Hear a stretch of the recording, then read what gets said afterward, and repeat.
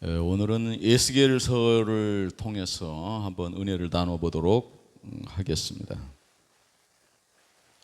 오늘 말씀 에스겔 36장 25절에서 27절 말씀까지입니다. 제가 봉독합니다.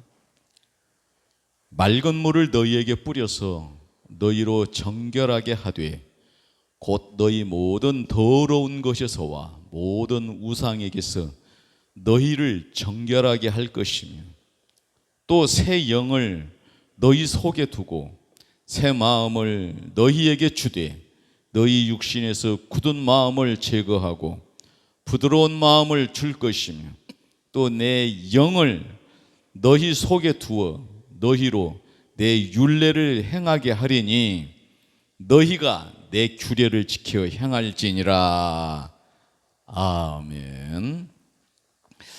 오늘 에스겔서 전체를 한번 살펴보면서 오늘 우리에게 어떻게 교훈하고 계시는가 하나님의 뜻을 발견해 보고자 합니다. 에스겔서의 오늘 본문 말씀 보니까 맑은 물을 너희에게 뿌려서 너희를 정결하게 하되 곧 너희 더러운 것에서와 모든 우상 숭배에서 너희를 정결하게 할 것이며, 이것은 우리에게 하라는 것이 아니라 하나님이 그렇게 하신다는 말씀이에요. 우리 삶 속에서 우리 의지로 우리 자신을 정결하게 할 수 없어요. 하나님이 우리를 정결하게 하십니다. 그런데 우리가 하나님의 정결하심을 받을 수 있도록 우리를 그 의의 길로 인도하시는 하나님을 우리가 기억해야 돼요. 그래서 우리가 주의 말씀 따라 또 예배를 드리면서 삶 속에서 감사와 영광으로 하나님을 드러낼 수 있는 그 의의 길이 있어요. 예수님을 따라가는 길이 있단 말이에요. 지금 오늘 이 말씀을 유념하면서 오늘 이 말씀을 받아야 합니다. 또 새 영을 너희 속에 두고 이렇게 말씀했어요. 우리 속에 새 영을 두시고 새 마음을 너희에게 주되, 새 영이 오면 새 마음이 생겨요. 이걸 우리가 잘 이해하고 있어야 돼요. 우리가 정결함을 받는데 우리 안에 새 영이 들어오게 되고 우리에게 새 마음이 우리에게 형성된단 말이에요. 너희 육신에서 굳은 마음을 제거하고 부드러운 마음을 줄 것이며, 굳은 마음은 불순종하는 마음이죠. 우상 숭배하는 마음에서 회개 찾는 것이 굳은 마음이에요. 부드러운 마음을 줄 것이라는 말은 무슨 말이냐면은 새 영을 주어서 새 마음을 주실 때에 우리가 부드러운 마음이 되는데, 아까 굳은 마음에서 회개하지 않는 그런 그 상태가 아니라 이제 자기 자신을 살피고 믿음으로 나아가며 또 회개하며 성숙해져가는 그것을 갖다가 할 수 있는 그 부드러운 마음을 주신단 말이에요.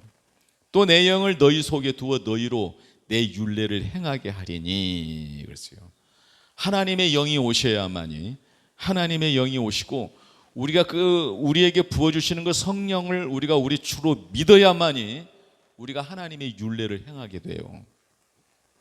내 의지로 되는 것, 그것은요 일시적인 것이에요. 그러니까 우리의 인격적인 변화가 일어나는데 그것은 하나님이 우리를 정결하게 하여 주시고 새 영을 부어주시고 새 마음을 주셔서 굳은 마음을 제거하시고 부드러운 마음을 주시게 되면은 우리 안에 계신 성령의 그 인도하심 따라서 새롭게 되는 우리의 심령에서 율례를 행할 수 있는 권세가 와요. 이게 자녀된 권세, 이게 교회의 권세입니다. 그래서 너희가 내 규례를 지켜 행할지라 이렇게 말씀해요. 그렇게 된다는 말이에요. 우리가 율례를, 그 규례를 지켜 행하게 된다는 말이에요. 이것은 성령님의 은혜요. 특정함을 받아 부르심을 받은 자들에게 성령을 부어주시는 거예요. 왜 부어주시냐면은 십자가 도상에서 완성하신 그리스도의 의를 우리에게 부어주시는 방식이에요. 그래서 우리가 정결하게 되고 새 영을 우리에게 소유하게 해주시고 그러죠. 우리가 예수님을 영접하면 예수님 우리 마음에 계시죠. 새 마음을 주시고 굳은 마음을 제거하고 부드러운 마음이 되었어.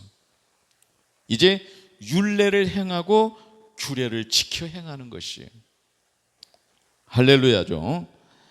이런 차원에서 에스겔서의 중심이 되고 핵심이 되는 말씀이에요. 에스겔서는 정말 두렵고 무서운 그 심판을 예고하신 하나님의 말씀입니다. 저는 이렇게 목사가 되어서도 이 말씀을 이렇게 찬찬히 읽어보면 읽기조차도 감당하기 어려울 정도로 정말로 두렵고 떨리는 말씀이에요. 그런데 하나님께서는 그러한 심판을 통해서 그 우상을 숭배하고 그렇게 더럽혀진, 그러죠, 그렇게 굳은 마음이 되어버린 그 백성들을 다 새롭게 하시고자 하시는 거예요.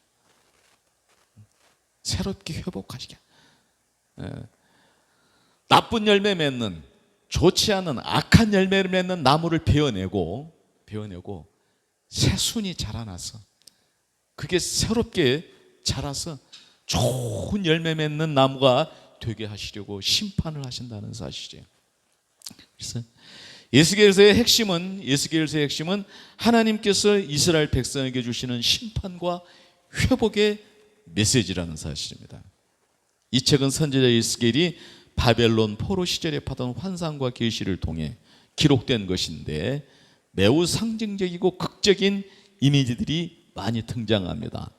여기 에스겔서의 핵심 주제들을 정리해 보면서 하나님께서 심판하시고 회복하시고자 하시는 그 하나님의 뜻을 우리가 발견하고, 오늘 우리는 예수 그리스도 안에 회복된 심령들입니다. 회복된 심령들이에요. 그러나 현대교회를 보면은 많이 이렇게 또 정결하지 못한 상태로 가고 있어요. 오늘 우리가 이 에스겔서를 바르게 우리가 분별하고 받게 되면은 우리가 이 죄악된 길에서 정결하지 못하면서 정결함을 잊게 될 줄로 믿습니다. 굳은 마음이 부드러운 마음이 돼서 율례를 행하고 규례를 행할 수 있는 하나님 자녀된 권세, 교회의 권세가 회복될 줄로 믿습니다. 첫 번째로는 하나님의 심판과 공의입니다. 예루살렘의 멸망에 대한 예언의 말씀인데, 에스겔은 이스라엘의 죄악, 특히 우상 숭배와 사회적 부패로 인해 하나님의 심판이 임할 것을 강하게 경고하고 있어요. 우상을 숭배할 때 사회가 부패한다. 그래서 하나님의 심판이 온다. 이걸 염두에 두면서 이렇게 되니까는 하나님의 영광이 떠납니다. 성전에서 하나님의 영광이 떠나는 환상은 이스라엘의 영적 타락을 보여주는 그 상징적 그 의미입니다. 개인적인 책임이 강조되는 말씀인데, 에스겔 18장에서 아버지의 죄로 아들이 죽지 않고 각 사람이 자기 죄로 죽는다는 말씀이에요. 사는 자들은 자기 의로 살아요. 조상들과 상관이 없어요. 옆에 사람과 상관이 없어요. 자기 의로 살고 자기 죄로 죽는 것이라는 그 자기 개인의 책임을 강조하는 거예요. 두 번째로는 회복과 소망의 약속입니다. 마른 뼈의 환상이 에스겔 37장에 있는데, 죽은 뼈들이 살아나는 환상은 이스라엘의 회복과 부활을 상징하는 것이에요. 우리는 그 말씀을 잘 알고 있어요. 마른 뼈가 살아났다는 사실이 있어요. 죄로 죽은 우리의 심령이 살아난다는 사실이에요. 우리가 잃었던 생명을 얻는다는 것이에요. 잃어버린 하나님 자녀된 권세가 회복이 된다는 거예요. 교회의 권세가 회복이 된다는 거예요. 이것은 새 마음과 새 영으로 되는 것이죠. 하나님은 이스라엘에게 돌 같은 마음을 취하고 살 같은 마음을 주시며 새 영을 부어주시겠다고 약속하십니다. 그러시면서 새 성전과 새 예루살렘을 보여주시죠. 마지막 부분에서 이상적인 성전과 회복된 땅에 대한 환상이 등장하며 하나님과의 온전한 관계 회복을 보여줍니다. 세 번째로는 목자와 양의 비유를 통해서 악한 목자들에 대한 심판이에요. 느헤미야서에서도 말하자면 지도자들이 회개할 것을 촉구하잖아요. 지도자들이 먼저 회개해야 돼요.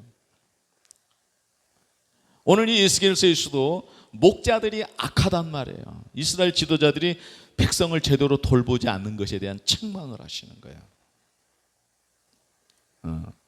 그런데 선한 목자이신 하나님이시라는 사실이에요. 그러니까 사람 따라가지 말고 하나님 따라가라는 것이에요. 사람의 말에 순종하지 말고 하나님의 뜻에 순종하란 말이에요. 거짓 선지자들의 말에 따라가지 말고 하나님 말씀에, 기록된 성경 말씀이 있잖아요. 기록된 그 성경 말씀을 가감 없이 전하는 그를 따라가라는 거예요. 거짓 선지자들의 그 거짓말을, 그 사람을 따라가지 말으란 말이에요. 하나님이 친히 보시고 양들을 돌보시고 인도하시겠다는 약속은 메시아적 희망을 담고 있습니다. 구약적인 의미에서 메시아를 보내주시겠다고 하는데, 신약에 우리는 오신 메시아를 우리가 믿고 있는 것이죠. 메시아께서 십자가 도상에서 이루신 그 그리스도의 의, 메시아의 그 의를, 완성된 의를 성령으로 오늘 우리에게 부어주셨다. 새 영을 부어주셨다. 네 번째로는 고국과 열방에 대한 예언이에요. 이스라엘과 이스라엘 주변에 있는 그 열방들에 관한 얘기죠.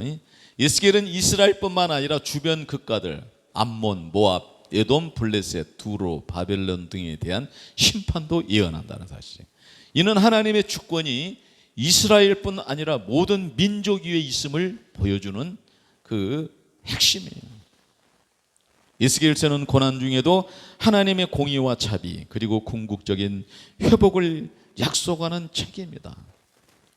심판과 회복을 우리에게 알 수 있도록 하여 주는 책이란 말이에요. 읽다 보면 환상과 상징이 많아 어렵게 느껴질 수 있지만 그 안에 깊은 영적 통찰력과 희망이 담겨 있다는 기대감을 가지고 이어가도록 하겠습니다. 심판의 원인입니다. 왜 심판하시느냐? 에스겔서에 하나님이 이스라엘을 심판하시는 주요 요인은 단순한 도덕적 타락을 넘어서 영적 배신과 사회적 불의에 대한 깊은 책망입니다. 그래서 이제 아래에서 살펴보도록 하겠습니다. 첫 번째로는 우상 숭배입니다. 가장 큰 심판의 이유입니다. 이스라엘은 하나님을 떠나서 산당에서도 우상을 숭배하더니 이제 성전 안에서도 우상을 숭배하게 되는 거예요. 그래서 하나님이 심판을 내리시기로 결정하시고 그 심판을 돌이키지 않겠다고 결정하시는 이 과정을 지금 말씀하시는 거예요. 산당에 가서 우상을 숭배했어요. 그때 선지자들로 하여금 책망하고 회개하라고 촉구를 해요. 듣지를 않아. 근데 산당에 가서 우상을 숭배하던 그 우상 숭배들을 성전 안으로 가져왔어요. 므낫세 때에 아주 크게 달하는 것이죠. 그때 하나님이 더 이상 그 진노를 거두시지 아니하시고 이스라엘을 심판하기로, 돌이키지 않기로 결정을 하시죠. 에스겔서 8장에서는 성전 안에서 여인들과 장로들이 몰래 우상을 숭배하는 장면이 생생하게 묘사가 되어 있어요. 이게 오늘날도 우리가 산당에 가서 우상 숭배하는 식으로 자기 바램을, 자기 성공을, 자기 번영을 구하는 이런 것이 맞으면 구약의 그 산당에서 예배드리는 그 영적인 그 의미거든요. 교회 생활하면서 그렇게 신앙생활을 하면 안 돼요. 교회 안에서도 마치 그냥 그 구약 백성들이 우상을 하나님의 성전 안에 가지고 와서 숭배하는 것 같이 교회 안에서도 구하는 것이 그렇게 세속적인 것, 개인적인 바램, 성공, 부요, 풍요, 형통 이런 것을 구하는 이 교회 생활은, 이것은 산당에서 우상을 숭배하고 성전에서 우상을 숭배했던 그 죄의 같은 그 본질이라는 것을 알아야 돼요. 이따가 이제 설명됩니다. 하나님이 이를 가장 가증한 일이라고 불렀어요. 그래서 하나님은 하나님의 영광이 성전을 떠나시는 그 이유라는 것을 제시해 주신다는 사실이에요. 두 번째로는 피 흘림과 폭력입니다. 에스겔서 22장에서 예루살렘을 피의 성이라고 부르죠.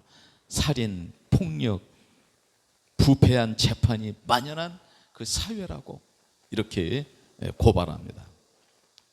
지도자들은 백성을 억압하고 부정한 이익을 위해서 약자를 착취하는 그런 사회 구조가 되는 거예요. 이게 이 종교라고 하는 것은, 신앙이라고 하는 것은 그 바른 그 도덕적 방향을 제시해 주는 거예요. 그런데 그 기능이 상실되어 버려요. 왜냐하면은 그 교회가 우상을 숭배하는 데 빠져버리게 되니까 도덕적 방향을 제시해 줘야 될 그 책임을 감당하지를 못해요. 그러니까 사회가 부패하게 돼. 그러니까 살인과 폭력이 만연하고 부패한 재판이 만연하게 돼. 지금 현재도 우리 보면은 여에서나 야에서나 여야를 불문하고 부패한 재판이 지금 실행되고 있잖아요, 지금. 이런 것을 우리가 보면서 시대를 분별할 수 있게 되기를 예수님 이름으로 축원합니다. 지도자들은 백성을 억압하고 부정한 이익을 위해 약자를 착취하는, 그렇죠. 중세의 교회가 착취하죠. 왕정 시대의 그 군왕들이, 권력자들이 약자들을 착취하잖아요. 먹이사들이 되잖아요. 점점 강한 자들은 약한 자들을 착취해가지고 위에다 상납하고, 또 그 위에 있는 자들은 또 아래에 있는 자들을 또 착취해서 그 위에다 상납하고, 이렇게 하는 그 중세 교회의 구조나 또 왕정 국가들의 그 구조들을 우리가 잘 기억하고 있죠. 세 번째로는 성적 타락과 영적 간음이에요. 예수께서 16장과 23장에서는 이스라엘을 음녀에 비유하며 하나님과의 언약을 깨뜨리고 이방 신들과 관계를 맺는 것을 성적인 타락으로 묘사해요. 이는 단순한 윤리적 문제가 아니라 하나님과의 언약을 배신한 영적 간음으로 이렇게 대조해서 이렇게 간주하고 말씀하시는 이 장면들은 차마 읽을 수가 없을 정도로 정말 힘들고 두려운 그 내용들이었습니다. 한번 읽어보시기 바랍니다. 네 번째로 지도자들의 부패에 대해서 에스겔 34장에서는 목자들, 지도자들이 양 백성들을 돌보지 않고 자기 이익만 챙긴다고 비판하는 거예요. 오늘날도 목회자들이 자기 이익만을 추구해요. 부흥 강사들이 자기 이익만을 취득하는 그런 것들을 비판받아야 되고, 이런 것들이 회개되지 않으면 안 됩니다. 하나님은 이러한 지도자를 심판하고 자신이 직접 양을 돌보시겠다고 선언하시는 거예요.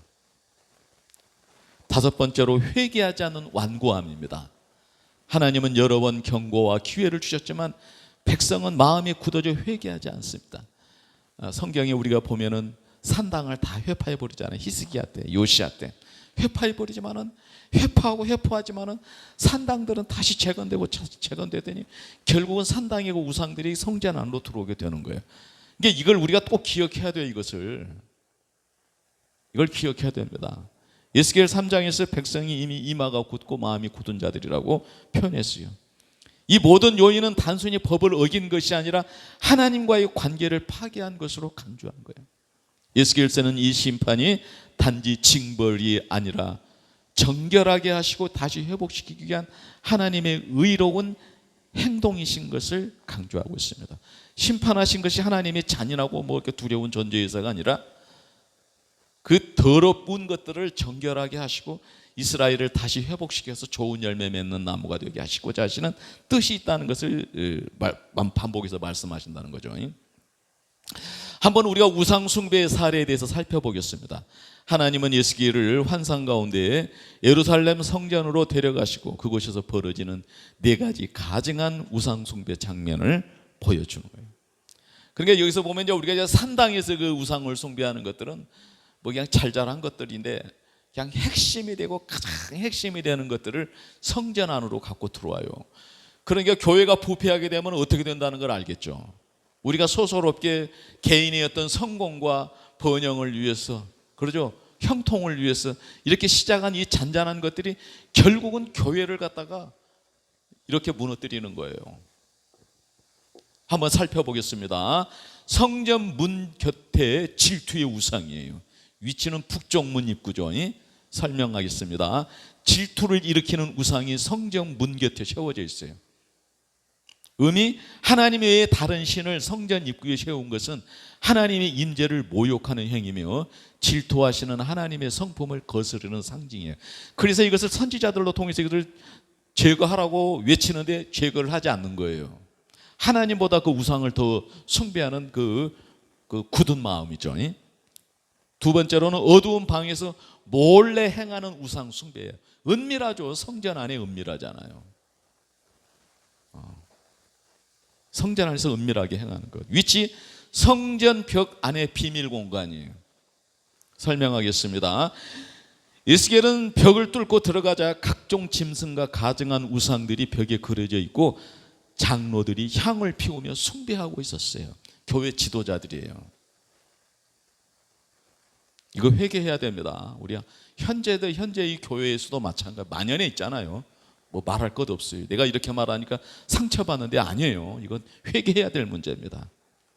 대표적인 인물이 사반의 아들 야사냐, 이름까지 거명하시면서 하나님 말씀하셨어요. 의미는 지도자들이 은밀하게 우상을 숭배하며 여호와께서 우리를 보지 않으신다고 말하고, 이는 하나님의 천지성을 부정하고 신앙을 유선적으로 행하는 모습이에요. 하나님이 그걸 모르시겠어요? 근데 하나님은 이걸 알지 못한다고 따독거리면서. 세 번째로는 여인들이 단무스를 위하여 애곡하는 것이에요. 위치는 성전 북문이에요. 여인들이 고대 메소포타미아의 그 죽음과 부활의 신 단무스를 위하여 애곡합니다. 그 의미는 이방신이 주기적으로 죽음과 부활을, 이방신의 그 주기적 죽음과 부활을 애도하는 의식은 이스라엘 절기와 신앙을 대체하는 행위로 영적 간음의 상징이에요. 옆에 내가 이제 표를 하나 봤으니까 단무스가 이제 무엇인가에 대한 것을 한번 살펴보시기 바랍니다. 네 번째로는 태양을 향해 절하는 남자들이에요. 위치는 성전뜰이죠. 설명하겠습니다. 약 25명의 남자들이 여호와의 성전을 등지고 동쪽 태양을 향해 절하고 있어요. 성전을 등졌어요. 이 태양을 바라보는 거예요. 오늘도 우리가 이런 신앙 가지면 안 돼요. 참된 본질을 등지고 자기 그 태양신을 숭배하는 것과 같이 자기의 번영과 성공을 위한, 형통을 위한 뭐 이런 것을 갖다가 향한 그런 신앙생활하고 그런 기도생활하는 것, 그런 예배하는 것은 태양신을 숭배하는 거랑 똑같은 것이에요. 은히 태양 숭배는 고대 이집트와 바벨론에서 흔한 이방 종교 행위이며, 하나님을 등지고 해를 숭배하는 모습은 극단적인 배신을 상징하는 것이에요. 하나님을 등지고 태양을 바라본다. 우리 신앙생활이 이렇게 되면 안 된다는 거예요. 우리가 이런 것이 자기 신앙생활에서 이것이 느껴졌다고 확인되었다면 두려워하고 이렇게 거역하지 말고 회개할 수 있게 되기를 예수님의 이름으로 축원합니다. 이 우상 숭배의 결과 하나님은 내가 분노로 갚을 것이며 긍휼을 베풀지 않겠다고 선언하시는 거예요. 그게 정말 그냥 눈물이 나고 두렵고 떨려서 성경 말씀을 참 읽기가 어려울 정도로 했어요. 이런 내용들. 성전은 더 이상 하나님의 거처가 아니면 하나님의 영광이 성전을 떠나는 장면으로 이어지는 거예요. 이 장면들은 단순한 종교적 타락이 아니라 하나님과의 언약을 파괴하고 그분의 임재를 모욕하는 행위로 간주됩니다. 에스겔서는 이를 통해 하나님이 왜 심판하실 수밖에 없는지를 강력하게 보여주는 내용입니다. 이 우상 숭배의 현대적 의미를 한번 살펴봐요. 구약 사람들만 그랬대 이렇게 말고, 구약의 그 우상 숭배했던 그 의미가 오늘 우리 현대적 그 의미로 우리가 한번 이렇게 살펴보면서 오늘 우리 자신들의 모습을 살피고 우리 회개할 수 있는 그 반열로 나가자는 것입니다. 에스겔서의 우상 숭배는 단지 고대의 종교적 행위에 대한 심판이 아니라 오늘날 우리 삶 속에서도 반복될 수 있는 영적 경고로 읽을 수 있습니다. 현대적 의미로 해석하면 우상 숭배는 더 이상 나무나 돌로 만든 신상 앞에 절하는 행위만을 뜻하지 않는다는 것을 우리가 알고 있죠. 형상으로 우상을 숭배한다는 것은 우리가 아는데, 하나님보다 더 사랑하는 것이 그것이 바로 우상이 된다는 것을, 더 무서운 형상으로 만들어진 우상보다 더 무서운 우상. 오히려 하나님보다 더 사랑하고 의지하는 모든 것이 우상이 될 수 있다는 것을 살펴보겠습니다. 물질주의와 소비 중심 생활입니다. 돈, 명예, 쾌락, 행복, 명품, 부동산, 성공, 이런 것들이 삶의 중심이 되면, 하나님보다 그것들을 더 의지하게 된다는 것이에요. 이게 삶의 중심은 뭐예요? 예수님이시죠. 하나님의 말씀이어야 되죠. 삶의 중심은 성령 안에서 그렇습니다. 그런데 삶의 중심이 돈, 명예, 쾌락, 행복, 명품, 부동산, 성공, 형통함, 번영 이런 것이 되어버리면 안 된단 말이에요. 그것은 우리가 예수님을 믿을 때 우리가 다 버렸어요. 바울은 그것을 자기가 자랑할 그런 것들이었지만 그걸 분토만도 못하게 여기고 다 버리고 주님을 따랐다고 말했잖아요. 예로 드립니다. 내가 가진 것이 나를 지켜준다는 생각은 하나님의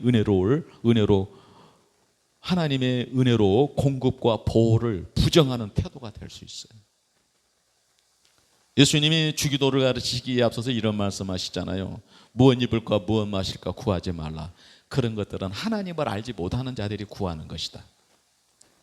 그러면 너희는 먼저 그의 나라와 그의 의를 구하라고 말씀하시죠. 하나님은 너희 필요, 너희 쓸 것을 다 아신다고, 공급하신다고 말씀하시잖아요. 하나님은 우리에게 분량에 따라서 우리에게 공평하게 우리에게 공급하시는 하나님이시라는 걸 우리가 알아야 돼요. 우리가 하나님의 뜻 안에 있을 때요. 할렐루야. 두 번째로 자아숭배와 자기 중심성이에요. 자기 중심성. 이 시대에 아주 최악의 지금 아주 그 핵심이죠. 내가 주인이다, 내가 결정한다는 사고는 하나님의 주권을 거부하는 현대적 우상숭배라는, 자기 숭배라는 거야.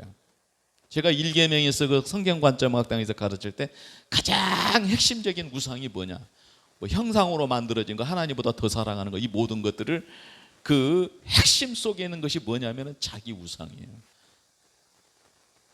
뱀이 아담과 하와에게 와서 속삭였잖아요. 네가 하나님과 같이 되리라는, 자기를 숭배하는 것. 1계명에서 그걸 우리가 확인하지 못하면 우리 신앙은 나락으로 떨어지고 맙니다. 더럽고 추악한 신앙생활을 하면서 고집스럽게 그런 신앙생활을 할 수밖에 없습니다. 자기 숭배, 자기 중심, 하나님 중심이 되어야 된다는 거예요. 내가 주인이다, 내가 결정한다는 사고는 하나님의 주권을 거부하는 현대적 우상 숭배예요. 그러니까 우리가 철학의 사조를 살펴보면은 내가 주인이다, 내가 결정한다, 내 중심으로 내가 원하는 유토피아를 이루자, 이것이 철학의 사조가 가르치고 그러는 거예요. 그것이 공산주의가 되고 그것이 성정치, 성혁명이 되었어요. 또 하나는 SNS에서 자기 인기, 과시, 외모, 집착, 타인의 시선에 대한 그 과도한 그 집착도 이 범주에 들어갈 수 있다는 것이. 인기, 이익, 그러잖아요. 자기 그 외모, 타인이 나를 어떻게 알아봐 주는지 안 알아봐 주는지, 그 대중의 어떤 그런 그 기대를 이렇게 한 몸에 받으려고 하는 이 모든 것도 다 자기 숭배예요. 우리는 모든 영광을 하나님께 돌립니다. 모든 영광을 하나님께 돌리는 삶의 그 지향성을 갖고 있어야 된다는 사실. 네 번째로는 관계나 사람에 관한 집착입니다. 연인, 자녀, 유명인, 멘토 등 특정한 인물에게 절대적 의미를 부여하고 의존할 때 그 사람은 우상이 될 수 있다는 거예요. 아까도 내가 말씀드렸다시피 사람의 가르침이 아니라 하나님의 뜻을 쫓아야 된다고 그랬잖아요. 어떤 자기의 멘토가 되는 목회자든지 하여튼 무슨 부흥 강사가 되었든지 어떤 은사자가 됐든지 기도원 원장이 되었든지 아니면 어떤 정치 지도자가 되었든지 그런 멘토들을 의지하고 따라가면 그것이 결국은 우상 숭배하는 길이에요. 잘 들으세요. 이거 오해하지 말고. 우리는 예수를 따라가야 됩니다. 예수를 따라가야 돼. 자기가 사랑하는 사람이 나타났어. 그 사람만을, 그 연인만을 사랑해. 자기 자녀를 하나님보다 더 사랑하는 유명인들, 그 멘토들을 그렇게 하나님보다 더 의존하고 따라가면 안 돼. 하나님보다 더 사랑하거나 두려워하는 대상은 영적 균형을 무너뜨리고 그것이 바로 우상숭배의 그 본질, 핵심이라는 걸 알아야 됩니다. 네 번째로는 이념과 정치적 신념입니다.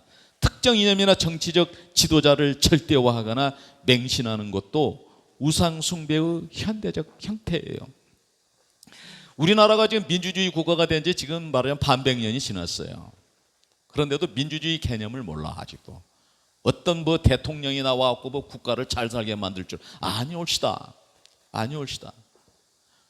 우리나라가 새마을운동과 경제개발을 했을 때 이때만 하더라도 박정희 대통령이 그 통치력이나 그 지도력에 관한 것들 긍정 평가하시는 분들이 많이 있지만은 사실은 그 정권 속에서 그에게 조언을 하였던 책사들, 그에게 조언을 하고 새마을운동을 하게 하고 경제개발을 하고 부패를 척결하게 하고 미신을 타파하게 하고 그런 것을 하도록 지도했었던 그 지도자들은 다 거의가 다 기독교 영역에 있었고 기독교의 그 문화적 그 정신 이런 것들이 새마을운동의 기초가 되었고 경제개발의 기초가 되었던 거 우리가 분명히 알고 있어요.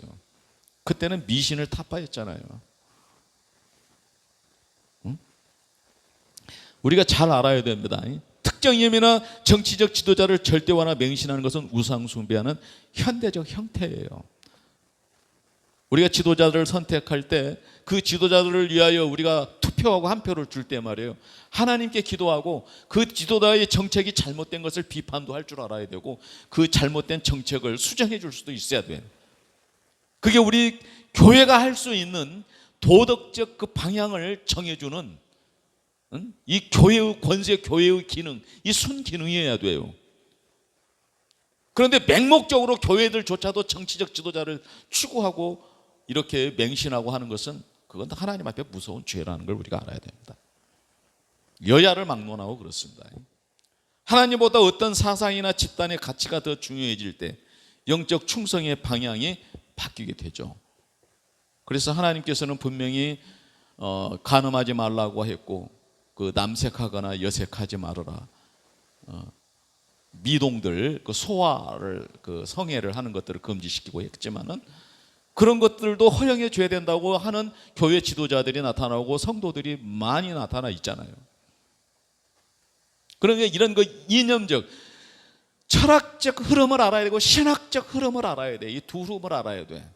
하나님의 나라를 알아야 되고 세상 나라가 어떻게 변질되고 그것을 내버려 두면 안 되기 때문에 이 하나님의 나라를 이해하고 있는 교회가 도덕적 그 방향을 제시해 줘야 될 그 의무가 있다는 것, 이것을 우리가 회복시켜야 된단 말입니다. 다섯 번째로 종교적 형식주의입니다. 점점 더 깊어지고 점점 더 본질적인 지금 문제들을 지금 다루고 있습니다. 지금 겉으로는 신앙생활을 하지만 하나님과 실제 관계없이 습관적으로 예배하거나 기도하는 것도 우상 숭배처럼 기능할 수 있다는 걸 알아야 돼요.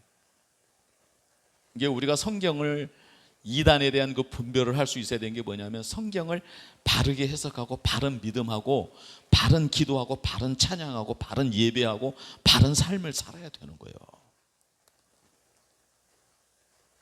성경을 그릇되게 해석하고 그릇되게 기도하고 그릇되게 믿고 그릇되게 예배하고 그릇되게 찬양하는 것, 이거 옳지 않아요. 에스겔의 장로들처럼 성전 안에서 몰래 우상을 숭배하는 모습은 오늘날에도 겉과 속이 다른 신앙으로 반복될 수 있어요. 핵심 메시지입니다. 에스겔서가 우리에게 던지는 질문은 이것이에요. 나는 진짜 하나님을 중심에 두고 살아가고 있는가? 아니면 하나님 자리에 다른 것을 올려놓고는 있지 않는가? 우상은 눈에 보이지 않을 수도 있지만 우리의 시간, 관심, 열정, 두려움이 어디로 향하는지를 보면 그 정체가 드러난다는 사실이에요. 이 부분은 좀 여러분들이 좀 반복해서 좀 듣고 반복해서 좀 보시기 바랍니다. 혹시 요즘 삶 속에서 이게 혹시 나의 우상이 아닐까 하고 고민되는 부분이 있으시죠? 이것을 갖다가 교회 그 공동체에 함께 나눠볼 수 있어야 돼요. 우상 숭배가 미치는 사회적 영향에 대해서도 우리가 한번 살펴봐야 됩니다. 우상 숭배는 단지 개인의 영적 문제로 끝나지 않고 사회 전체의 도덕성과 구조를 왜곡시키는 강력한 영향력을 가집니다. 에스겔서에서 하나님은 이스라엘의 우상 숭배가 사회적 부패와 폭력, 불의로 이어졌음을 분명하게 지적하고 있어요. 오늘도 마찬가지로 우상 숭배는 공동체와 문화에 깊은 흔적을 남기는 거예요. 깊은 영향력을 끼치는단 말이에요. 첫 번째로는 도덕적 기준의 붕괴입니다. 우리가 이제 십계명이 도덕법인 줄 알아요. 십계명이 도덕법이에요. 하나님 중심의 가치가 사라지면 선과 악의 기준이 상대화돼요. 그래서 제가 이제 말씀을 반복해서 늘 드리는 거지만 신학은 윤리예요. 해야만 되고 해서는 안 될 일이 있어요. 이건 변하지 않는 거예요, 윤리는. 그런데 철학은 뭐예요? 상황 윤리죠. 상황에 따라 그 윤리가 달라져요. 이게 우리가 하나님의 중심의 그 가치에서 우리가 빗나가게 되면은 모든 선악 기준이 상대화돼요. 상황 윤리가 돼요. 돈, 권력, 인기 같은 세속적 가치가 절대화되면 정직, 희생, 사랑, 용서 같은 덕목이 약화되죠. 왜? 돈을 벌기 위해서 그냥 수단과 방법을 가져. 권력 얻기 위해서. 지금 오늘 말하자면 여야의 정치인들을 다 봐봐요. 지금 이 시대가. 그 안에 우리 크리스찬들이 40%가 넘어요, 지금. 우리 크리스찬들은 안 그래야 되는데 우리 크리스찬들도 그냥 뭐 더했으면 더했지 못하지를 않잖아요. 이 교회의 책임입니다, 지금. 교회가 회개해야 될 부분입니다, 이런 것들이. 에스겔 22장에서 뇌물 받고 피를 흘리며 재판을 굽게 한다고 고발하고 있는 거예요. 그러니까 이 도덕적 가치가 무너지게 되면요, 행정적 모든 체계가 다 그냥 그렇게 불합리하게 되고 사회가 혼란하게 빠지는 거예요. 중세 교회 때와 같이. 교회는 그냥 금은 보화가 넘쳐나고 유럽 땅 63%가 교회 땅이었지만은 세상에는 술산업, 폭력산업, 매춘산업, 도박산업, 향락산업, 고리대금, 착취산업이 만연하게 되는 거예요. 이렇게 병드는 거예요. 그래서 종교개혁이 일어났다는 것 우리가 알고 있잖아요. 사회적 불평등과 착취입니다. 우상숭배는 종족 권력자들이 자신을 신격화하거나 이익을 위해 약자를 희생시키는 구조로 이어지는 거예요. 자기 이익을 위해서 수단 방법을 바르지 않는 것이죠. 예를 듭니다. 지도자들이 백성들을 돌보지 않고 자기 배만 채우는 모습은 에스겔서 34장에서 악한 목자로 묘사된다는 사실이에요. 현대 사회에서도 경제적 탐욕이나 정치적 이념이 우상화되면 약자 보호보다 이익 추구가 더 우선시되는 거예요. 지도자들이 자기 이익을 위해서 그냥 돈을 막 풀어주고 막 민심을 갖다 현혹시키는 그런 정책들을 내. 그러면 이 교회가 이것을 분석하고 그 방향성을 제지를 해야 되거든. 그런데 교회가 오히려 앞장서서 휩쓸려 가고 있는 오늘 이 현실은 우리가 회개해야 될 부분이라고 우리가 생각되지 않습니까? 세 번째로는 공동체의 분열과 갈등이 일어나게 된다는 사실이죠. 우상이 다양해질수록 사람들이 서로 다른 신념과 가치를 절대화하며 충돌하게 되는 거예요. 이는 종교적 갈등뿐만 아니라 정치적 극단주의, 문화적 배타성으로 이어질 수 있다는 사실이에요. 에스겔은 이스라엘이 이방 신들과 혼합되면서 정체성과 언약 공동체로서의 통일성을 잃었다고 지적하는 거예요. 그러니까 우리가 하나님을 떠나게 되면은 우리가 사는 사회가, 이 공동체가, 가정이 이렇게 분열과 갈등을 일으키면서 멸망으로 간다는 것을 우리가 알아야 돼요. 네 번째로는 정신적 정서적 불안정입니다. 우상은 본질적으로 불안전하고 변덕스러운 대상이기 때문에 그것을 의지하는 사람은 불안과 공허에 시달리게 된다는 사실이에요. 예를 들게요. 성공, 외모, 인기 같은 우상은 끊임없이 더 많은 것을 요구하며 자존감과 인간관계를 파괴할 수 있다는 사실이에요. 사회 전체가 이런 가치에 몰두하게 되면 정신건강 문제와 인간 소외 현상이 증가하게 되는 것이에요. 우리나라가 과거에 가난할 때는 그래도 나름대로 그 어떤 그 행복을 추구해가는 것이 있었어요. 그런데 우리나라가 이제 부유해져 버리게 되니까 인간 그 본질을 왜곡되어 버리고 사회가 왜곡되어 버리고 보니까 왜곡된 그 개념과 이런 가치들을 추구하면서 오히려 그냥 자살률이 높아지고 그냥 불행하다고 만족하지 못하는, 행복하지 못하다고 하는 계층들이 너무나 그 극단적으로 많아지는 현상들을 지금 말씀하고 있는 것입니다.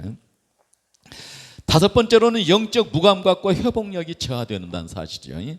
우상 숭배는 하나님과 관계를 단절시키고 사회가 영적 방향성을 잃게 만듭니다. 위기 상황에서도 회개하거나 하나님께로 돌아가지 않고 더 깊은 혼란과 자기 중심성에 빠지게 된다는 사실이에요. 하나님께로 돌이키면 되는데 자기 중심에 빠져서 그 굳은 마음이 되어서 그렇게 돌이키지를 않는단 말이에요.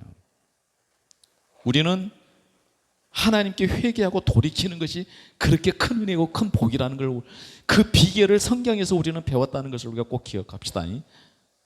에스겔서에서 백성은 심판이 임해도 여호와께서 우리를 보지 않으신다고 말하며 영적 무감각에 빠져있는 상태를 알려주고 있습니다.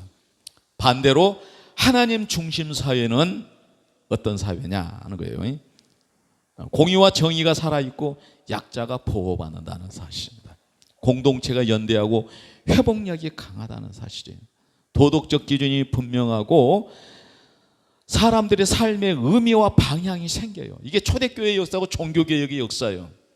우리 한국 초대교회만 하더라도 우리 한국 교회의 초기 교회 선교사들이 와서 복음을 전했을 때만 하더라도 이러한 가치와 빛은 비춰주고 있었어요. 근데 오늘날 교회에서 이게 사라졌단 말이에요. 이것을 회복하자는 말입니다. 우상숭배는 결국 하나님을 대신해 인간이 만든 가치나 시스템을 절대화하는 것인데, 그것은 사회를 병들게 하고 사람을 소외시키며 공동체를 분열시킨다는 사실을 우리가 꼭 유념해야 된다는 사실입니다. 이번에는 하나님 중심의 사회를 우리가 한번 살펴보도록 할게요. 하나님 중심의 사회란 단순히 종교적인 국가나 교회 중심의 체제를 말하는 것이 아니라 하나님의 성품과 뜻이 사회의 가치, 구조, 인간관계 속에 깊이 스며든 공동체적인 그 사회를 의미하는 거예요. 그래서 우리가 믿는 사람들이 세상의 소금과 빛이 되는 거예요. 초대교회의 그 역사, 종교교회의 역사예요. 우리 한국 교회 그 선교사들이 150년 전에 와서 전했던 그때 당시 그런 모습들이에요. 에스겔서가 보여주는 회복의 비전은 바로 이러한 하나님 중심 사회의 모습이에요. 우리가 그 철학에 말하는 그 유토피아를 바라보지 맙시다. 성경에서 말하는 그 하나님의 나라를 우리가 알아야 돼요. 종교개혁의 그 교육 목표가 뭐냐면 지식 수준을 높이게 하는. 그래서 모든 사람이 다 그 교육의 그 의무를, 그 다음에 뭐냐면 성경 이해도를 높였어요. 이게 뭐냐면 하나님 나라에 대한 관점이에요. 성경 이해도를 높여 하나님 나라를 갖다 잘 배워서 사회와 국가를 위해서 헌신하는 인재들이 되자, 이렇게 있었어요. 이거 우리 교회에서 회복되기를 예수님의 이름으로 축원합니다. 하나님 중심 사회의 핵심 특징은 공의와 정의가 실현된 사회예요. 하나님이 공의와 정의의 하나님이시고 구약에서 범죄할 때마다 하나님이 공의와 정의의 메시아를 약속해 주시고, 공의와 정의의 메시아는 약속된 대로 오셔서 공의와 정의로 그리스도의 왕국을, 하나님 나라를 세우셨어요. 그것은 침노하는 자들의 것이라고 말씀하셨죠. 그 나라를 공의와 정의로 통치하시는 거예요. 우리가 지금 이 시대를 살고 있는 거예요. 지금 제가 반복해서 말씀을 드리는 겁니다. 하나님은 공의로 다스리시는 왕이십니다. 하나님 중심의 사회는 약자 보호와 공정과 공정한 재판, 정직한 거래가 기본이에요. 그 사회적인 그런 그 윤곽이 그렇단 말이에요. 내용이 그렇단 말이에요. 에스겔 34장에서 악한 목자들을 심판하시고 하나님이 친히 양을 돌보시겠다고 선언하시는 거예요. 오늘날로 치면 복지와 인권과 공정한 법 집행이 살아있는 사회예요. 제가 이 종교개혁에 대한 그 강좌를 통해서, 근대 민주주의에 관한 그 강좌를 통해서 이 부분은 제가 자세히 다루니까 좀 관심 좀 가져주시기 바랍니다. 두 번째로 사랑과 자비가 흐르는 공동체예요. 하나님은 자비롭고 느리게 노하시며 사랑이 풍성하신 분이십니다. 하나님 중심의 사회는 경쟁보다 협력, 배제보다 포용, 정죄보다는 회복을 추구하는 거예요. 우리 신앙인들은 남을 정죄하는 데서 그치면 안 돼요.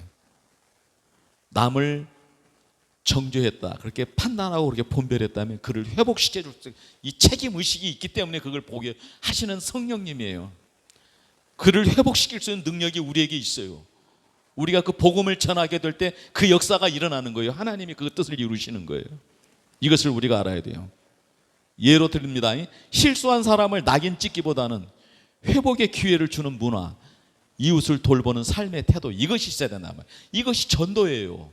죄인을 회개하게 하고 의인의 반열로 들어오게 하도록, 새 사람 되도록 우리가 복음을 전하게 될 때 성령님이 역사에서 그 뜻을 이루신다니까요.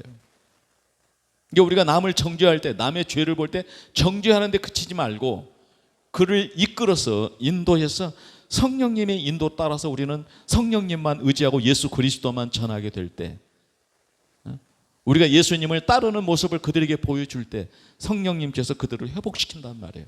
이 원리를 우리가 알고 있어야 된단 말이에요. 진리와 정직이 존중되는 문화가 있어요. 하나님은 진리의 하나님이시며 거짓을 미워하십니다. 하나님 중심 사이는 정직한 말, 투명한 행정, 진실한 관계가 중요하게 여겨집니다. 에스겔서에서 거짓 선지자들이 심판받는 이유는 백성을 속이고 하나님의 뜻을 왜곡했기 때문입니다.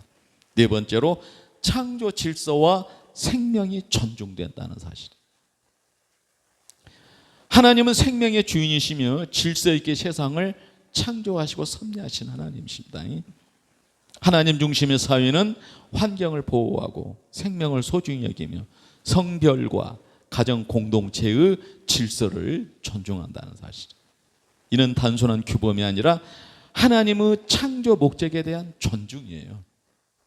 아멘이죠. 하나님의 창조 목적에 대한 존중. 다섯 번째로 예배와 영성이 살아있는 삶입니다. 하나님 중심 사회는 하나님과 관계가 삶의 중심에 있어요. 예배는 단지 종교적 행위가 아니라 삶 전체를 하나님께 드리는 태도예요. 에스겔서 후반부에 등장하는 새 성전과 새 예루살렘에는 하나님의 임재가 회복되는 그 사회의 상징이라는 사실이에요. 새 성전, 새 예루살렘. 하나님 중심 사회의 열매에 대해서 제가 이제 이 표를 하나 만들어 봤잖아요. 설명이죠. 평화입니다. 하나님과 사람 사이의 온전한 관계, 평화. 하나님과 우리가 화목되었죠. 또 우리 이웃들과 우리가 화목해야죠. 회복력, 위기 속에서도 하나님께 돌아가는 능력이에요. 회개를 통해서 돌아가는 거예요. 굳은 마음이 제하여지고 부드러운 마음으로 회개하는, 하나님께로 돌아가는 거예요. 회개가 하나님께 돌아가는 거예요. 공동체성이죠. 개인주의를 넘어서 서로를 돌보는 그 문화, 서로 사랑하는 공동체. 개인의 이기심이 아니라 이타심이죠. 정체성 회복이에요. 하나님 형상대로 살아가는 인간다운 삶이에요. 하나님이 원래 인간을 창조하실 때 인간이 참 보배로운 가치를 가지고 보배로운 삶을 살도록 창조하셨어요. 하나님의 영광과 하나님의 찬송이 드러나도록 하기 위한 목적으로 창조해놨어요. 그 정체성이 회복되는 거예요. 희망과 미래죠. 절망 속에서도 하나님의 약속을 붙드는 믿음이에요. 이 죄악된 세상 절망이 뿐이 없지만 하나님을 바라보고 그런 그 약속을 붙들고 하나님께 돌이키는 그 믿음, 마무리 생각입니다. 에스겔서의 마지막 장면은 여호와 삼마, 여호와께서 거기 계시다라는 이름으로 끝납니다. 그것은 하나님 중심 사회의 궁극적 비전이죠. 하나님께 거기 계신다. 하나님이 함께 계시니 임마누엘의 공동체를 뜻하죠. 하나님 중심 사회는 완벽한 제도나 법률을 넘어서 하나님과의 살아있는 관계가 모든 삶의 영역에 스며있는 상태를 말하는 거예요. 여러분이 꿈꾸는 하나님 중심 공동체의 모습은 어떤 것인가요? 우리가 함께 그려보고 더 풍성한 그림이 나올 거예요. 플라톤이 말하는 그 이데아적인 뭐 그런 것이 아니라 말이죠. 할렐루야. 하나님 중심 사회와 우상 중심 사회를 우리가 비교표로 이렇게 하나 만들어 봤습니다. 한번 여러분들이 이거 캡처해서 한번 살펴보시기를 바라요. 하나님 중심 사회는 하나님 진리, 사랑, 공의가 있고 절대적 기준, 도덕적 기준이 있단 말이에요. 하나님 성품, 인간관계에서 섬김과 희생, 공동체 중심, 지도자 사상은 목자처럼 돌보는 리더, 사회적 구조는 정의로운 법, 약자 보호, 회복 중심, 정신적 상태는 평안, 소망, 정체성, 회복, 위기 대응은 회개와 하나님께 돌아가는 거예요. 문화는 예배, 감사, 창조, 질서, 존중. 미래 비전, 하나님 나라, 영원한 나라를 소망하는 것이에요. 그런데 우상 숭배의 사회는 뭐냐? 돈, 권력, 외모, 인기, 이념. 도덕 기준은 상대적 기준이에요. 이익과 감정, 유행에 따라서 다 바뀌는 거예요. 인간관계는 경쟁과 비교, 개인주의 중심이에요. 피폐하죠. 사회적 구조는 불평등, 착취, 배제 중심. 정신적 상태는 불안, 공포, 공허, 자존감 파괴가 되는 거예요. 위기 대응이죠. 더 큰 우상에 의존하게 되는 거예요. 작은 점쟁이 집에 다니다가 뭐야 안 돼. 얘 절에 간다. 거기 가서 잘 안 돼. 더 큰 절에 찾아가요. 더 큰 기도터를 찾아가고 더 큰 지도자를 그냥 더 훌륭한 지도자를 더 능력 있는 지도자를 이러고 그냥 방황하는 거예요. 더 그냥 그냥 악화되는 거예요. 문화는 과시, 소비, 쾌락 중심이 되는 것이죠. 미래 비전은 일시적인 그 성공, 불확실한 미래, 그 철학의 사조가 제시한 그 유토피아 그런 것이죠. 이런 것을 한 표를 만들었습니다. 제가 핵심 여착이 뭐냐면은 누가 왕좌에 앉아 있느냐는 하나님이 계셔 에덴 동산이 돼. 근데 뱀이 와서 속삭이세요. 네가 하나님과 같이 되리라. 하나님이 왕의 보좌에 계시거든요. 근데 자기 자신이 왕의 보좌에. 어떤 사람은 돈이 그 왕의 보좌가 있는 사람, 명예가 그 왕의 보좌에 있는 사람이 있어요. 쾌락이 그 왕의 보좌에 있는 사람이 있어요. 한번 살펴보겠습니다. 하나님 중심사회는 하나님이 왕좌에 계시고 모든 삶이 그분의 뜻에 따라 움직인다는 사실이죠. 우상숭배 사회는 인간이 만든 가치나 대상이 왕좌에 앉아 있고 그것이 사람들을 지배하는 것이죠. 에스겔서는 하나님은 성전을 떠나시고 그 자리에 우상이 들어선 순간부터 사회 전체가 무너지고 폭력과 불의가 퍼지기 시작했어요.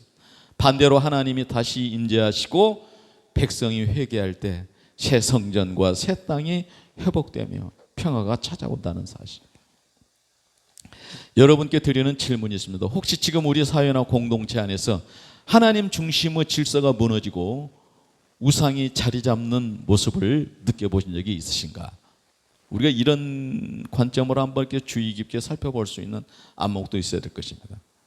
그걸 함께 나누고 어떻게 회복할 수 있는지를 고민해 보면 에스겔서의 메시지가 오늘 우리 삶을 더욱 깊이 들어올 수 있습니다.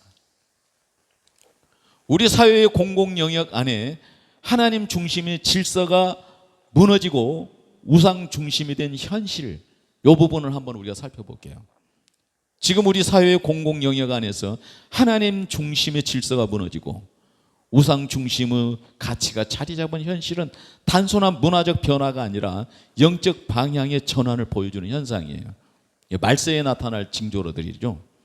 에스겔서가 경고했던 그 모습은 오늘날에도 반복되고 있다는 점에서 이 문제는 매우 시급하고 깊이 있게 다뤄져야 한다는 사실입니다. 하나님 중심의 질서 붕괴, 현실의 단면들이죠. 공공가치의 최소화입니다. 공공정책 제도에서 하나님의 창조 질서나 도덕 기준이 배제되고 인간 중심의 가치가 우선시되는 것. 예를 듭니다. 생명경시, 성윤리 상대와 가정해체 등은 하나님이 세운 질서에 대한 도전이에요. 그 결과는 하나님의 심판뿐이 없습니다.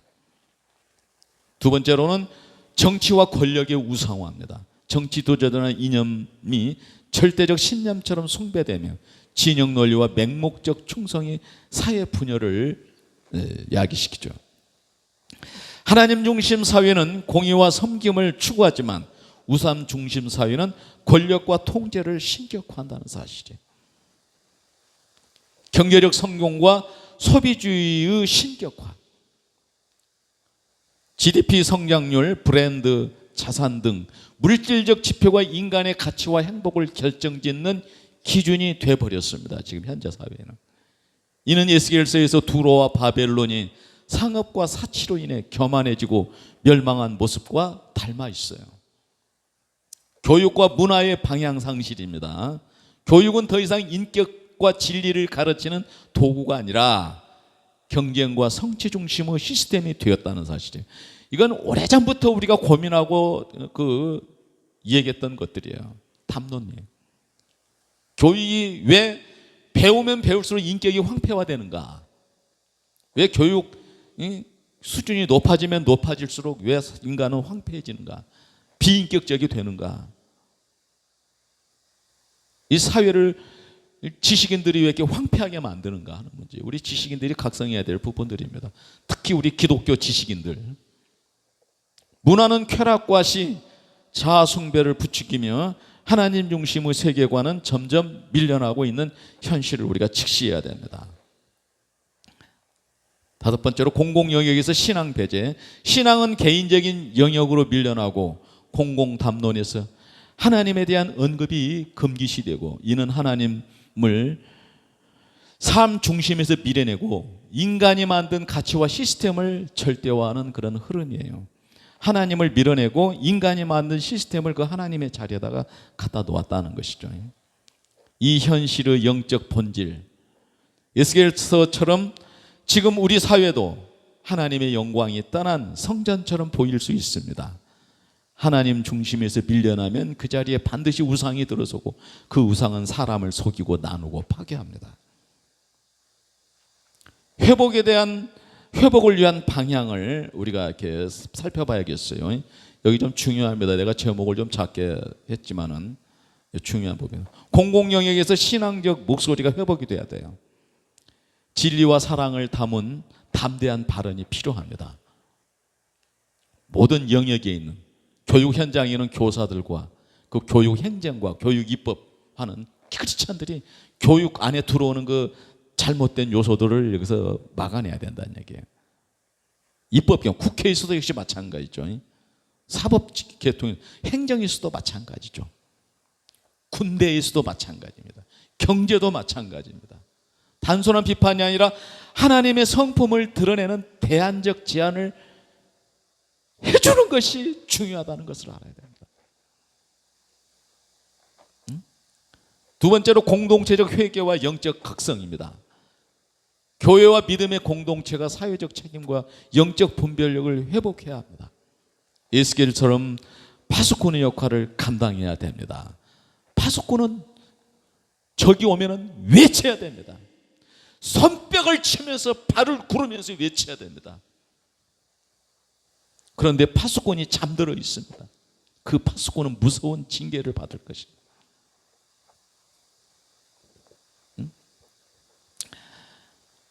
오늘 이 시대에 우리 크리스찬들이 이 파수꾼의 사명을 감당해야 됩니다.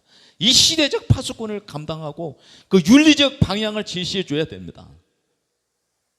세 번째로 삶의 자리에서 하나님 중심을 실천으로 나타내야 돼요. 직장, 학교, 가정, 정치, 문화 속에서 하나님 중심의 가치와 태도를 살아내는 것이 가장 강력한 메시지라는 것을 알아야 돼요. 그런 정치 그런 거 얘기하지 말고 신앙생활 잘하라고, 교회생활 잘하라고, 11조 내고 복받고, 주일 성수하고 복받고, 새벽기도에 나가다 섬기고 복받고, 그거 기독교 신앙이 아닙니다. 그건 기독교 신앙을 왜곡시키는 것입니다. 여러분께 드리는 제안이시면서 혹시 여러분이 속한 공동체나 사회 영역에서 하나님 중심의 질서를 회복하기 위하여 실천하고 싶은 구체적인 방향이나 고민이 있으신가요? 교회에서 이거 나눠야 됩니다. 혼자 하려고 그러면 안 되죠. 그걸 함께 구체화해 보면은 에스겔의 메시지가 단지 과거의 예언이 아니라 오늘 우리 사회를 위한 하나님의 부르심으로 살아날 수 있다는 사실입니다. 하나님 중심 질서를 회복하기 위한 대안. 하나님 중심 질서를 회복하기 위한 대안. 이것은 무엇이냐? 이걸 한번 살피겠습니다. 여러분, 이 질문은 단순한 신앙적 고민을 넘어서 사회적, 문화적, 영적 회복을 위한 비전의 시작입니다. 하나님 중심 질서가 무너진 시대에 그 질서를 다시 세우는 일은 에스겔처럼 파수꾼의 사명을 감당하는 것입니다. 파수꾼에게 손뼉을 치며 발을 구르며 외치라고 그랬어요. 오늘 우리 먼저 믿은 오늘 우리에게 하시는 말씀이요, 손뼉을 치며 발을 구르며 외치라고. 아래의 하나님 중심 질서를 회복하기 위한 구체적이고 실천 가능한 대안들을 한번 제시해 보겠습니다. 하나님 중심 회복을 위한 5가지 대안입니다. 1. 하나님 중심의 가치 재정립을 해야 돼요. 개인과 공동체가 성경을 삶의 기준으로 삼는 훈련이 필요해요. 말씀 묵상, 성경적 세계관 교육, 가정에서의 신앙 대화 등을 통해 하나님의 성품과 질서를 내면화해야 돼요. 성품의 변화, 인격적인 신앙인이 돼야 된다 이 말이에요. 예를 들어 교회 내에서 성경적 윤리학교가 운영되고 청소년 대상으로 해서 말씀으로 보는 사회, 이런 프로그램들이 진행돼야 되지 않을까, 이런 내용을 제시하는 것입니다. 두 번째로는 공공 영역 안에서 신앙적 참여를 확대해야 됩니다. 정치, 교육, 문화, 복지 등 공공 분야에서 신앙인의 적극적인 참여와 영향력을 확대해 갈 필요가 있어요. 정치가 하나님의 중심이 되도록, 하나님의 뜻이 반영이 되도록 하기 위한, 교육에서 하나님의 뜻이 아닌 것을 교육된다면 그런 것을 막아내고 하나님의 뜻이 반영되는 교육이 되도록, 문화도 마찬가지고 행정적인 그 복지나 이런 문제도 마찬가지예요. 단순히 비판하는 것이 아니라 하나님의 정의와 사랑을 담은 대안적 정책과 담론을 제시해 줄 수 있는 교회로 성숙돼야 되고, 그런 윤리적 방향을 제시해 줄 수 있는 교회의 등대의 사명을 감당해야 된단 말이에요. 예를 듭니다. 기독교적 관점에서 생명 존중 캠페인, 공정한 노동 정책 제안 등 교회가 이런 것들을 하고 있지 않으니까는 그냥 왜곡된 단체들이 노조를 그냥 지배하고 국가를 병들게 하고 있잖아요. 그 직장 현장을 그렇게 황폐하게 만들고 있잖아요. 창조 질서에 기반한 환경 운동 등. 이게 종교개혁의 핵심들입니다, 이것들이. 세 번째로는 공동체 중심의 회복 운동입니다. 하나님 중심 질서는 개인보다 공동체 안에서 더 강하게 작동한다는 사실이에요. 학교, 교회, 직장, 지역사회에서 서로 돌보고 책임지는 공동체 문화를 회복해야 됩니다. 예를 듭니다. 이웃 돌봄 네트워크. 마가의 다락방에 성령이 임하시고 나게 되니까 거기에 그들이 모이기를 힘쓰고 사도들의 가르침을 받아서 기도에 힘쓰잖아요. 떡을 떼잖아요. 교회에서도 떡을 떼고 가정에서도 떡을 떼. 성찬과 애청이 되고 모든 물건을 서로 통용하는 거예요. 공동체 나눔. 신앙과 직업 윤리 세미나 같은 거 말이에요. 직업 소명설이죠. 종교개혁의 핵심인. 만인 제사장설, 직업 소명설, 예정설이죠. 우상적 구조에 대한 분별과 저항이 있어야 된단 말이에요. 사회 속 우상, 물질주의, 성공주의, 외모지상주의, 이념 숭배를 분별하고 거리를 두는 실천이 필요하다는 것. 그런 분별을 가지고 분별력 있게 살아갈 수 있도록 해야 된다는 것이죠. 예를 들면 소비 절제 운동, SNS 금식 주간, 자아 숭배, 깨기, 이렇게 작은 것에서 실천에 대해서 할렐루야, 에스겔처럼 우상의 실체를 드러내고 경고하는 영적 분별력이 이 시대에 중요하다는 것을, 이것이 회복돼야 된다는 것을 말씀드립니다. 다섯 번째로는 예배와 경건한 삶의 회복입니다. 하나님 중심 질서는 예배를 통해서 하나님을 삶의 왕좌에 다시 모시는 것에서 시작되는 거예요. 예배를 참석했잖아요. 자신의 삶의 왕좌에 하나님을 모시는 거예요. 근데 우리는 중세교회가 성당에 모여서 미사 드리는 것과 일상생활을 갖다가 이분화했어요. 교회에 와서 미사 드리는, 성당에 가서 미사를 드리는 것은 거룩한 것이고, 나가서 직장생활하고 가정생활하는 것은 속된 것으로 여겼어요. 그렇게 구분을 했단 말이에요. 그런데 그게 잘못됐단 말이에요. 그렇기 때문에 교회가 부패했어요. 우리는 예배를 통해서 하나님을 삶의 왕좌에 다시 모시는 것이 시작돼야 된다는 거예요. 이것이 만인 제사장설, 직업소명설, 예정설이에요. 이 종교개혁을 이걸 잘 이해하고 있어야 되는데, 뭐 이런 개념들을 오늘 우리 뭐 기독교인들이 알고나 있습니까? 이거 예배는 단지 주일 행사가 아니라 삶 전체를 하나님께 드리는 예배 태도예요. 제가 이것에 대해서 성경관점학당에서 예배와 미사라고 하는 이 구분을 통해서 이거 좀 상세하게 제가 했던 내용들이 있어요. 좀 살펴보시기 바랍니다. 하나님 중심 질서의 회복은 거창한 혁명보다 작은 순종에서부터 시작이 돼요. 제자씨만한 것이 나무가 되고 새들이 깃들일 수 있게 되는 것이, 한 사람, 한 가정, 한 교회 공동체가 하나님을 중심에 둘 때 그 영향은 사회 전체를 변화시키는 영적 진동이, 대지진이 일어나게 될 것이라는 사실. 여러분께 드리는 제안이 있습니다. 혹시 여러분이 속한 공동체나 삶의 자리에서 하나님 중심 질서를 회복하기 위해 실천하고 싶은 구체적인 아이디어나 비전이 있으신가요? 이런 것도 없이 그냥 성공의 형통에 매몰되어 가지고 미신적인 번영에 그냥 사로잡혀서 살았다면 진정한 크리스찬이라고 할 수 없을 것 같아요.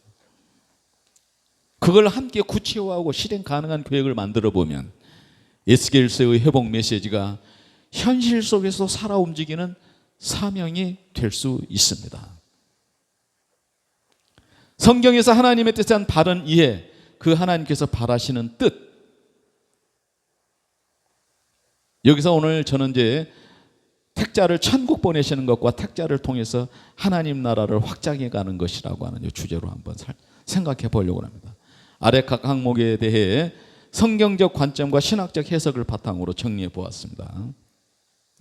성경의 하나님에 대한 그 바른 이해입니다. 하나님은 창조주이시며 주권자이시다. 여러분 이렇게 하나님 믿고 있습니까? 성경은 하나님을 만물의 창조자로 소개하고 있어요. 만물을 다스리시는 섭리자죠. 모든 것을 다스리시는 주권자로 성경은 가르치고 있습니다. 거룩하고 사랑이 많으신 분이십니다. 하나님은 죄를 미워하시지만 죄인을 사랑하셔서 구원의 길을 여셨습니다. 요한복음 3장 16절이죠. 동시에 공의로우시며 죄에 대해 심판을 행하시는 하나님.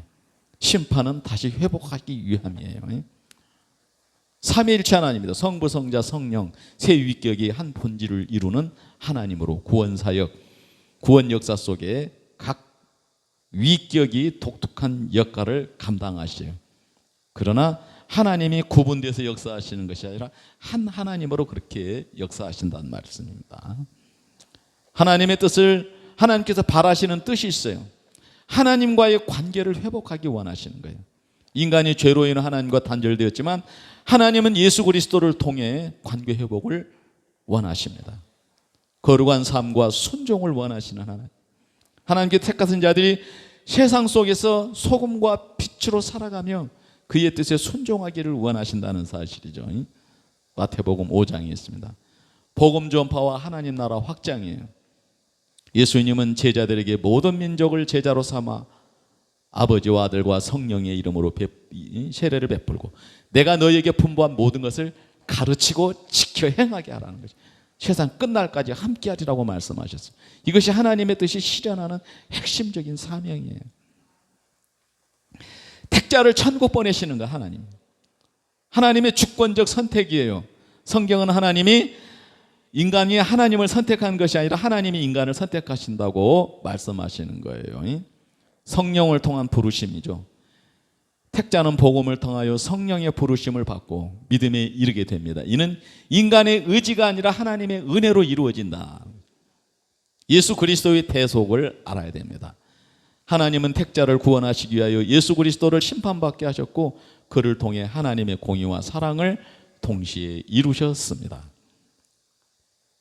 또 하나는 택자를 통해서 하나님의 나라를 확장해 가고 우리가 주기도를 통해서 뜻이 하늘에서 이루어진 것 같이 땅에서도 이루어지다라는 말씀은 하늘에서는 천사들이 순종하면서 하나님의 뜻을 이루셔.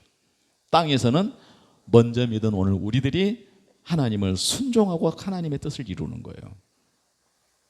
교회를 통한 확장입니다.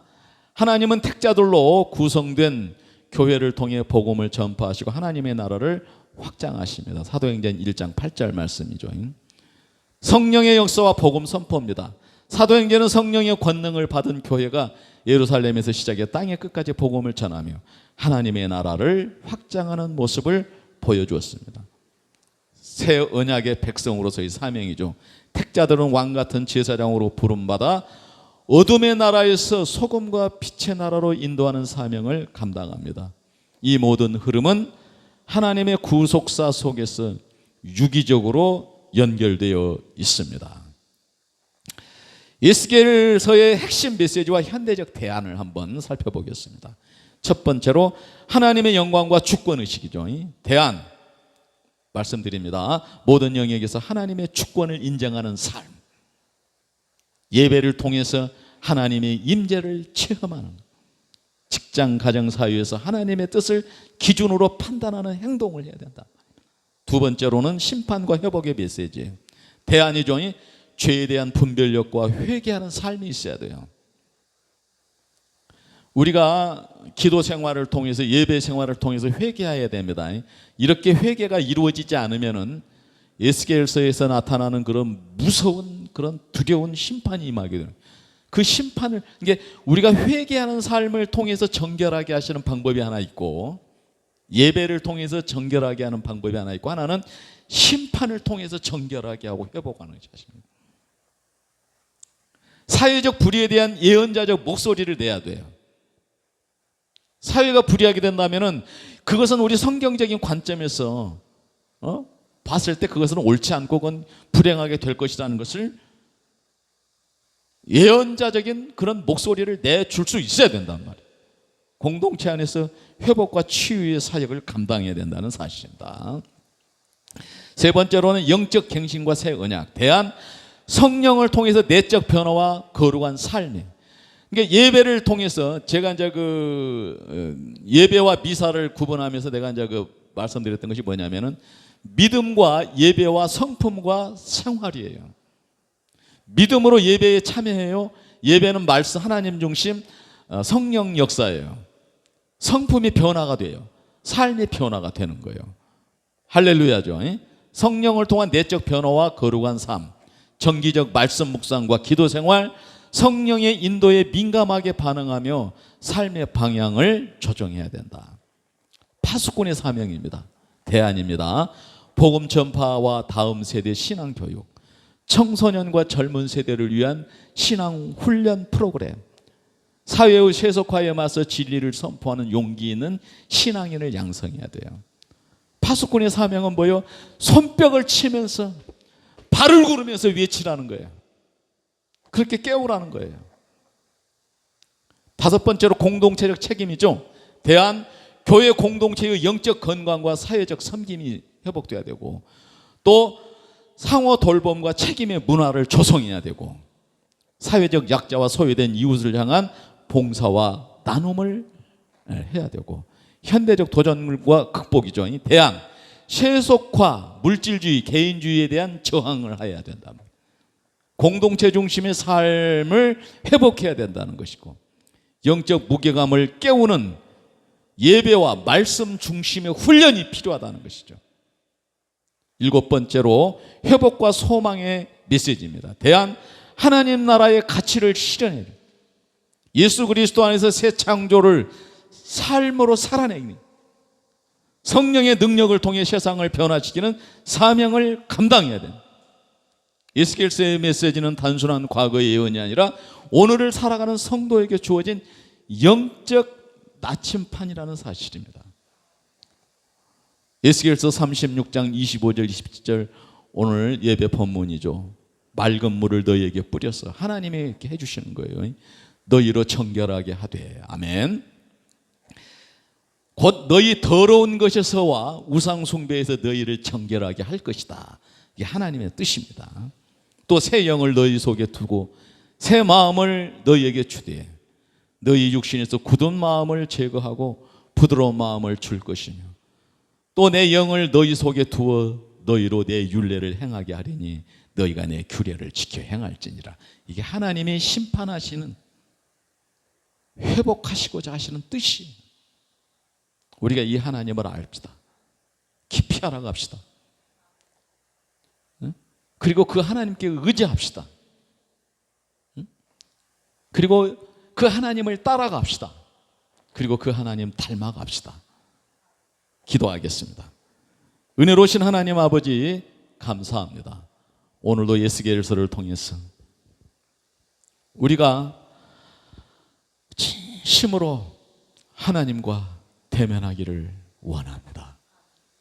하나님의 그 심판하시는 그 기쁘신 뜻, 돌이켜 회복시키고자 하시는 그 기쁘신 뜻, 그 깊은 사랑, 우리가 아버지 기도 속에서, 예배 속에서, 우리 삶 속에서 경험할 수 있도록 은혜 입혀 주시고 우리가 그 말씀 따라 성숙해 갈 수 있도록 은혜 입혀 주셔서 오늘 이 시대에 우리가 예스겔로서의 사명을 감당할 수 있게 되기를 원합니다. 우리 모두가 예스겔이 되기를 원합니다. 하나님을 알고 하나님의 뜻을 알아서 그 하나님의 뜻을 세상에 전해주는 이 예스겔과 같이 우리가 회복되어지고 예스겔서를 나타난 그 회복의 나라, 새 성전과 새 예루살렘이 우리 삶 가운데 실현될 수 있도록 이 부패해져가고 죄가 환영해져가는 이 세대에 등불이 될 수 있는, 예스겔이 될 수 있는 우리 모두가 될 수 있도록 하나님 은총 입혀 주시옵소서. 믿고 감사하오며 예수님 이름으로 기도드리옵나이다. 아멘.